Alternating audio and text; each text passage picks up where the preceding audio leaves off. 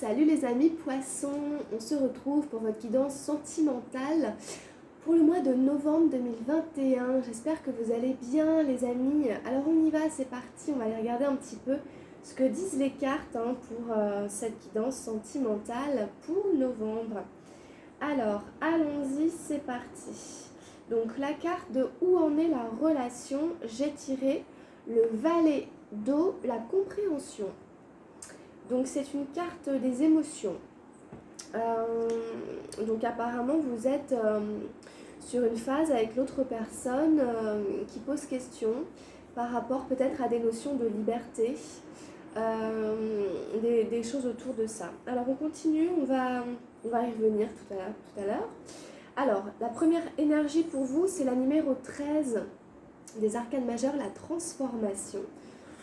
D'accord. Alors, en face, nous avons le roi d'arc-en-ciel, l'abondance. Et en troisième énergie, nous avons la dame d'arc-en-ciel, l'épanouissement. C'est très joli parce qu'on a un couple. On a le roi et la reine d'arc-en-ciel, l'un à côté de l'autre. Bon, donc peut-être que ce tirage va parler aussi à des personnes qui sont quand même dans une forme d'union, qui sont peut-être en couple. Alors, en face, nous avons la numéro 9 de feu, l'épuisement. Elle était tombée déjà une première fois quand j'avais commencé à battre le jeu, donc elle est ressortie à nouveau. En face de cet épuisement, nous avons l'as de feu, la source. Très bien, donc deuxième énergie de feu. Et en troisième énergie, nous avons la conscience, la numéro 7 des arcanes majeures. En carte de direction, on ira la retourner tout à l'heure.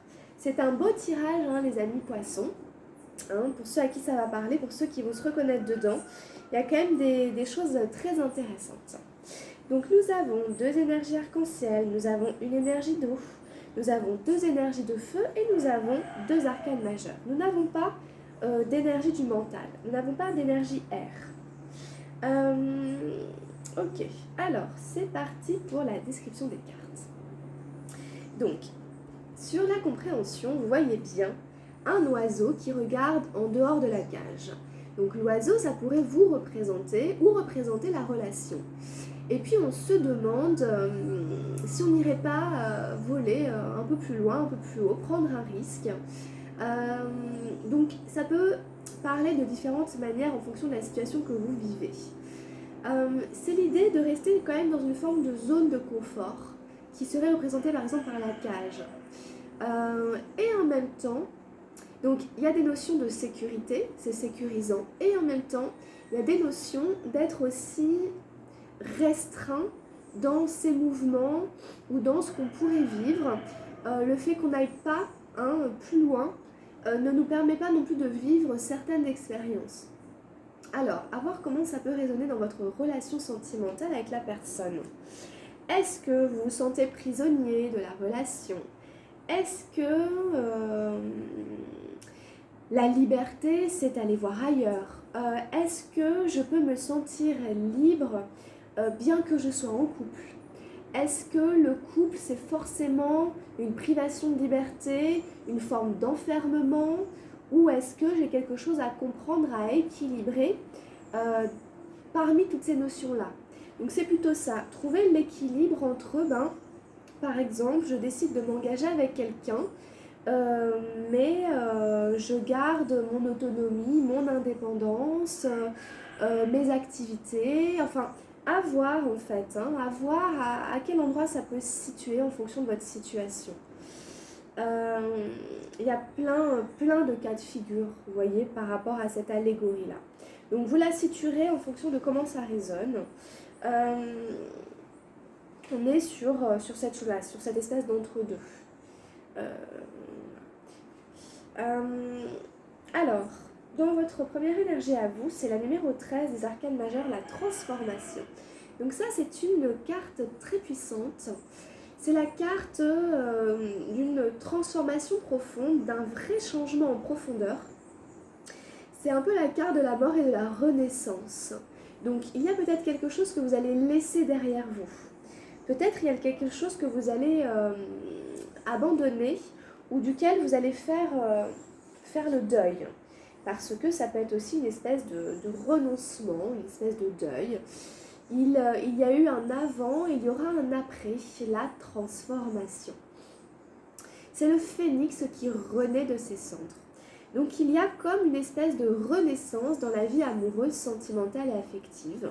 Peut-être suite à cette compréhension, il y a des décisions qui sont prises et vous n'êtes plus la même personne quelque part. Enfin, quelque chose a profondément changé en vous qui fait que cet après ne va pas ressembler à comment c'était avant.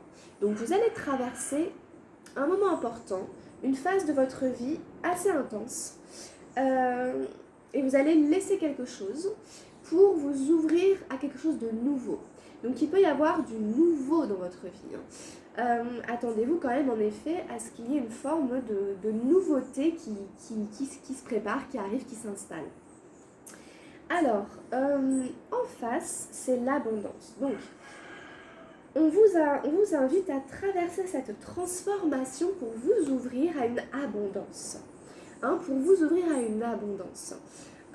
Pour peut-être que vous puissiez récolter ce que vous avez semé, ce pourquoi vous avez travaillé. Sur le roi d'arc-en-ciel, on a un personnage qui est assis sur un livre. Donc il a étudié, il a travaillé, il a acquis des connaissances, etc. Et donc il mérite quelque part cette abondance dont il profite avec le raisin, etc. Et vraiment, donc il y aura peut-être des occasions, en tout cas on vous invite à prendre des occasions, à saisir, à être ouvert, à se transformer pour accueillir l'abondance, pour accueillir l'abondance de l'univers. Donc c'est une très bonne carte. Il peut y avoir concrètement des récoltes qui arrivent, de l'argent, n'importe. Voilà, une forme de richesse, une forme d'abondance qui arrive ici. Et en dernière énergie, nous avons l'épanouissement, la dame d'arc-en-ciel. Donc c'est très joli parce qu'ils sont tous les deux l'un à côté de l'autre, ça n'arrive pas souvent. Donc vous voyez, l'abondance et l'épanouissement, ça représente le roi et la reine d'arc-en-ciel. Donc peut-être que ça c'est vous, et peut-être que ça c'est la personne que vous aimez, ou si vous êtes une femme, eh bien, peu importe, enfin, ce sont les énergies qui sont là, et il s'agit peut-être en effet d'un partenaire qui se rapproche de vous, avec lequel vous pourriez peut-être vivre une forme d'abondance, de réussite, de succès. Alors voilà, ce personnage c'est l'amour, c'est Vénus. Encore une fois, même si vous êtes un homme, c'est pas grave, c'est juste les énergies qui sont là. Et donc je pense qu'en effet, à partir du moment où vous vivez cette transformation en profondeur, que vous laissez partir quelque chose, que vous faites le deuil de quelque chose, vous allez renaître vers une forme d'abondance et d'épanouissement. C'est pourquoi c'est pour un épanouissement. C'est pour que vous sentiez bien dans votre corps, bien dans votre tête, que vous puissiez rayonner et que donc vous puissiez attirer la personne qui vous correspond. Vraiment, vous voyez, cette carte, elle est belle, c'est une belle personne. Et donc, du coup, elle attire à elle, avec cette espèce d'aura qu'elle a, parce qu'elle est bien dans sa peau, elle attire la personne idéale pour elle. Donc, en fait, c'est ce qu'on vous annonce. C'est ce qu'on vous dit quand même. Donc, c'est super. Franchement, c'est un très beau projet. Alors oui, il y a une phase pas facile, de mort et de renaissance, de transformation profonde. Mais c'est pour aller vers plus d'épanouissement et plus d'abondance et peut-être rencontrer quelqu'un, peut-être attirer la personne de votre vie, la femme de votre vie, l'amour de votre vie, l'homme de votre vie, l'homme qui vous correspond complètement. Voilà, ça pourrait être quelque chose de cet ordre-là. Alors en face de vous, on a des cartes qui n'ont un peu rien à voir avec ce que j'ai dit précédemment. Déjà, on arrive sur du feu. Donc vous étiez dans de la terre, dans du concret. Et puis ici, on arrive plutôt sur d'autres énergies. On est sur du feu, mais on démarre avec l'épuisement. Donc apparemment, la personne en face de vous se sent absolument crevée, fatiguée, au bout de ses forces. On a peut-être quelqu'un qui ne peut plus s'investir plus que ça, ou en tout cas qui a besoin de se recharger.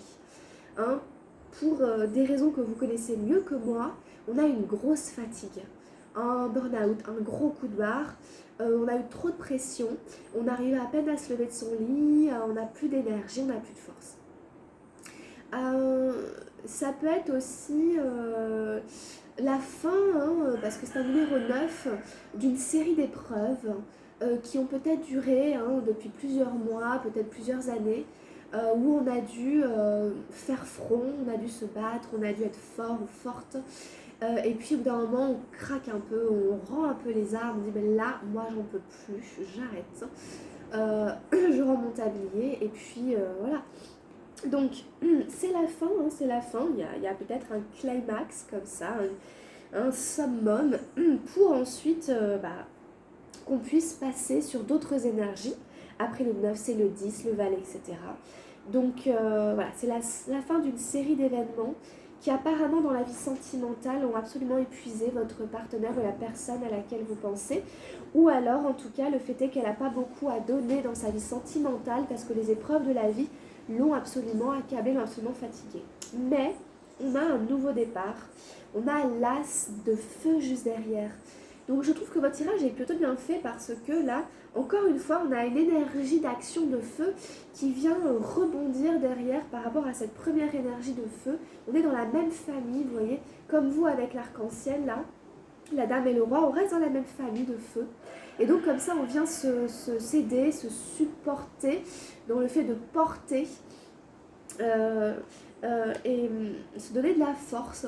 Et donc cet as de feu, il va vraiment venir donner de la force à la personne qui était essoufflée. Et l'as de feu, c'est l'amour aussi, mais c'est l'amour dans l'idée du cœur, de se centrer et d'être relié aussi à la source un peu de l'univers, hein, de créativité, de création, la source d'amour, la source de vie. Donc ici, il faut se relier aussi à la source de vie du vivant. C'est très solaire. Peut-être qu'il faut essayer d'aller prendre le soleil. Enfin bon, je dis ça, mais voilà, vous voyez, ce genre de choses, de se reconnecter à l'énergie de vie. Il faut revenir dans son centre, dans son cœur, pour recharger ses batteries. Mais peut-être qu'il y a quelque chose qui va se passer. Hein. C'est un nouveau départ quand même. Un as, c'est toujours un nouveau départ. Donc il y a peut-être une nouvelle rencontre, le début de quelque chose. Peut-être que justement, après cette grosse fatigue, on trouve l'énergie d'une manière ou d'une autre. Il y a quelque chose qui fait qu'on arrive à redémarrer avec encore plus de force qu'on en avait avant. Parce que l'as de feu, c'est une carte très puissante, très forte, avec une très très forte énergie et un énorme potentiel.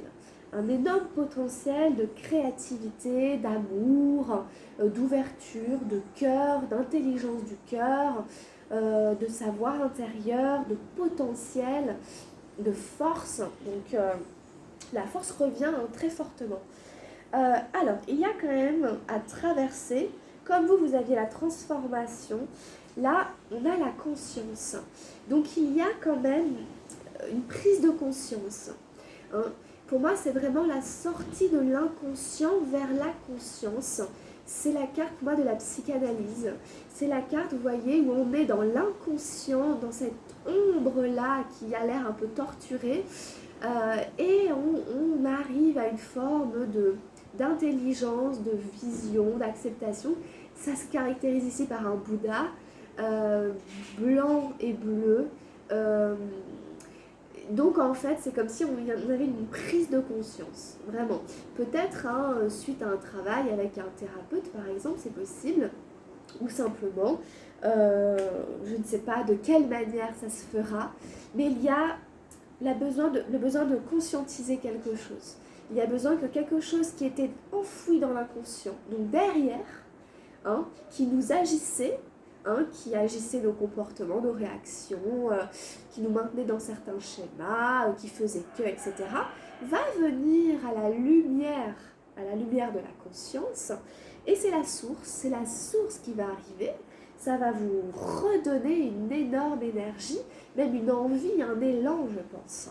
Un élan pour reprendre un peu les rênes. Donc voilà un peu ce qu'on peut dire sur ces premières cartes. Alors en carte de direction, j'ai eu la très jolie carte de l'instant présent, la 2 d'arc-en-ciel. Donc on est toujours dans la famille arc-en-ciel, qui sont des belles énergies. Et on nous invite à revenir dans l'instant présent, à faire un peu comme font les enfants, qui s'émerveillent de tout le temps, qui sont tout le temps en train de jouer, de s'amuser, de découvrir et d'être avec les sens en éveil, d'être éveillés. Vraiment, les enfants, ils sont aux aguets, hein, ils sont voilà, très, très comme ça. Et vous voyez, ce personnage, il saute d'un rocher à l'autre. Donc, prenez le temps de vous amuser. Prenez le temps de réaliser vos rêves. Prenez le temps de faire des choses qui, a priori, ne servent à rien, entre guillemets, mais qui vous apportent de la joie, du plaisir, qui vous permettent de vous sentir vivant. Là, tout de suite, maintenant. Donc, on revient à l'instant présent et je pense qu'il y a une forme de bien-être hein, qui va comment dire, en découler.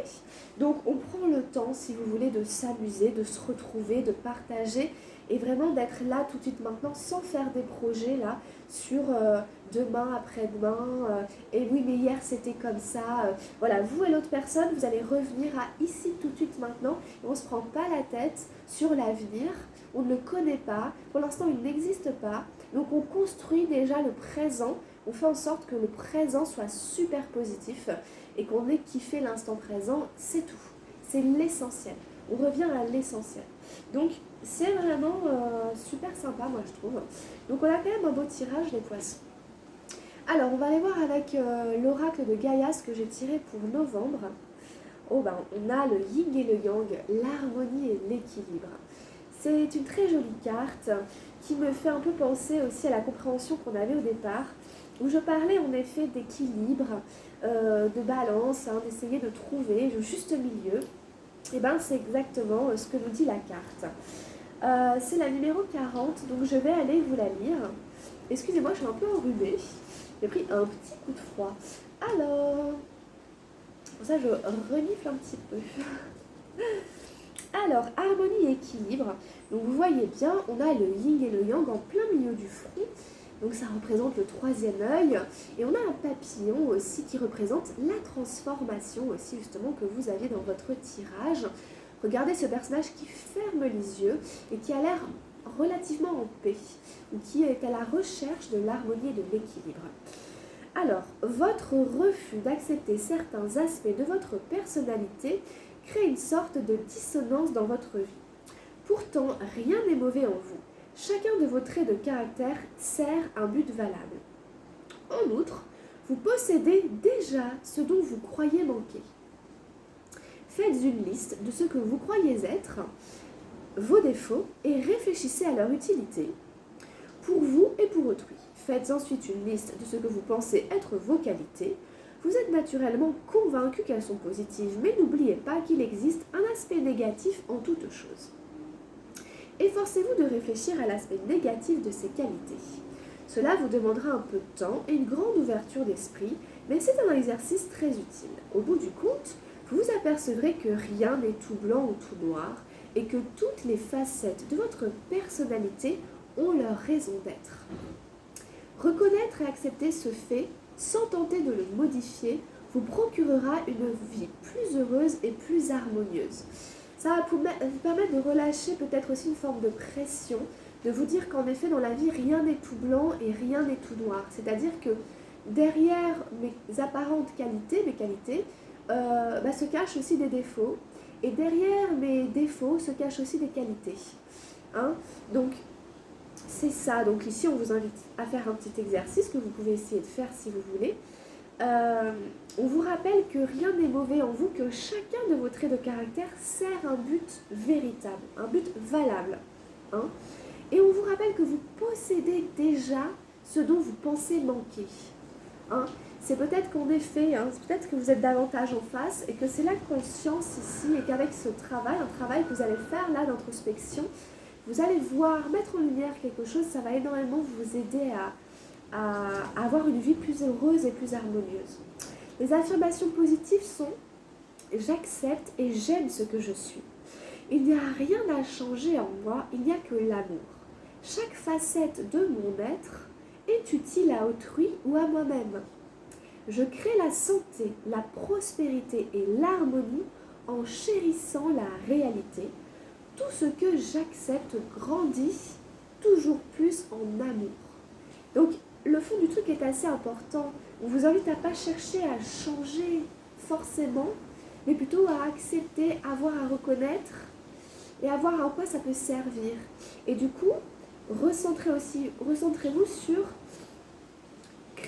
ce que vous voulez créer, c'est la santé, la prospérité et l'harmonie. Voilà, donc c'est très bien, hein, c'est un très beau tirage. Il n'y a que l'amour, c'est la source aussi. Hein. Alors, on va demander quelques cartes aux anges de l'amour, justement. Donc, je vous rappelle, les amis poissons, que si vous avez besoin, si vous ressentez l'envie de me demander un tirage personnalisé, de prendre un rendez-vous avec moi pour une consultation, vous pouvez m'écrire et me contacter via mon adresse mail et via les réseaux sociaux. Ok, parce que ça reste une guidance générale. Donc voilà. Bon, alors on revient exactement à ce qu'on disait. Aimez-vous d'abord. Aimez-vous tel que vous êtes. Hein. Le respect de vous-même vous rend plus attirant. Le respect de soi, c'est l'écoute de soi. Le respect de soi, évidemment, vous rend plus attirant. Ça, c'est très important. Hein. Aimez-vous comme vous êtes. Et quand vous serez accepté dans votre intégralité, vous allez rayonner. Oula, vous allez rayonner une autre énergie, une autre vibration. Cela vaut la peine d'attendre. Bon, alors on vous dit, la synchronisation divine est à l'œuvre dans votre vie amoureuse. Bon, on vous dit que si c'est un petit peu long, ça vaut la peine. Que le grand amour, l'amour véritable, vaut bien la peine d'attendre un petit peu encore. Et on vous dit aussi que la synchronisation divine est à l'œuvre, c'est-à-dire que dans l'invisible, les anges, les gardiens, etc., ceux qui sont là, veillent sur vous et veillent sur votre chemin de vie sentimentale. Donc soyez attentifs aux rencontres inopinées, au heureux hasard, aux drôles de coïncidences. Essayez de voir comme un jeu de piste où est-ce que ça veut vous emmener. Ok, la synchronisation divine est à l'œuvre dans votre vie amoureuse. Donc voilà, restez attentifs à ce qui peut arriver de manière un peu inattendue. Voilà. Ok, super. Allez, on va prendre encore une carte pour les amis poissons. Pour ce mois de novembre, cette fin d'année qui arrive progressivement. Allez, une dernière énergie pour nos amis poissons. Hop. Ok, les finances et la carrière. Des problèmes financiers sont en cause dans votre vie amoureuse en ce moment. Peut-être, en effet, peut-être que ça peut résonner. Bon, on avait l'abondance, bon, je sais pas. Après, de quelle manière? En effet, peut-être que votre vie professionnelle et financière influence votre vie amoureuse, sentimentale et affective. Consciemment ou pas, directement ou pas, ça joue quand même un rôle apparemment. Donc, vous verrez un petit peu ce que vous en faites et comment tout ça peut vous aider et vous éclairer. En tout cas, j'espère que la guidance vous aura plu, les poissons. Pensez à la liker, à vous abonner, pensez à la faire tourner, à la partager pour les gens que vous pensez que ça pourrait aider. N'hésitez pas à prendre un rendez-vous avec moi. Allez voir les guidances de vos signes ascendants et lunaires pour compléter celle-ci. Allez voir votre guidance générale aussi, ça peut donner d'autres informations et un autre éclairage complémentaire. Voilà, il me reste à vous dire de bien prendre soin de vous, les poissons en novembre. Portez-vous bien, je vous embrasse très très fort et je vous dis à très vite pour la suite de l'aventure. Gros bisous, bye bye.